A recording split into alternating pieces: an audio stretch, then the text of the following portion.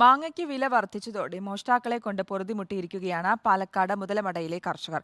മുതലമട സ്വദേശി അസ്കറിന്റെ തോട്ടത്തിൽ നിന്ന് 500 കിലോ മാങ്ങയാണ് ഇതിനോടകം മോഷണം പോയത്. മോഷ്ടാക്കൾ രാത്രികാലങ്ങളിൽ പിക്കപ്പ് വാനിലെത്തി മോഷ്ടിച്ച അയൽ സംസ്ഥാനങ്ങളിലേക്ക് കടത്തുകയാണെന്നാണ് കർഷകർ പറയുന്നത്. കാലാവസ്ഥാ വ്യതിയാനം മൂലം കേരളത്തിന്റെ മാംഗോ സിറ്റിയായ മുതലമടയിൽ ഉൾപ്പെടെ ഇത്തവണ മാങ്ങയുടെ വിളവ് കുറവാണ്. ഇതുമൂലം വിപണിയിൽ 140 രൂപയായിരുന്ന 1 കിലോ പച്ചമാങ്ങയ്ക്ക് ഇപ്പോൾ 170 മുതൽ 200 രൂപ വരെയാണ് വില. വില കൂടിയതുകൊണ്ട് തന്നെ ഇപ്പോൾ മാങ്ങാക്കള്ളന്മാരെ കൊണ്ട് പൊറുതിമുട്ടിയിരിക്കുകയാണ് മുതലമടയിലെ കർഷകർ. രാത്രിയിൽ പിക്കപ്പ് വാൻ മുതൽ സൈക്കിളിൽ വരെ എത്തിയാണ് മോഷ്ടാക്കൾ തോട്ടങ്ങളിൽ നിന്ന് പച്ചമാങ്ങ കൊണ്ടുപോകുന്നത്.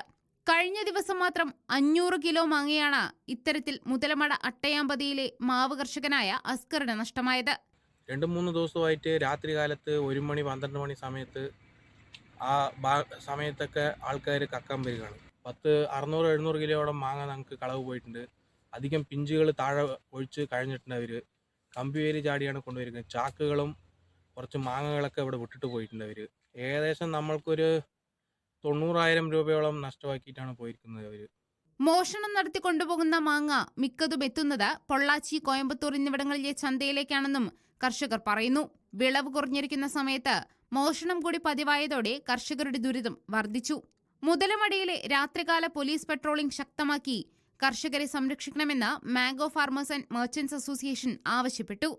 റിപ്പോർട്ടർ, പാലക്കാട്.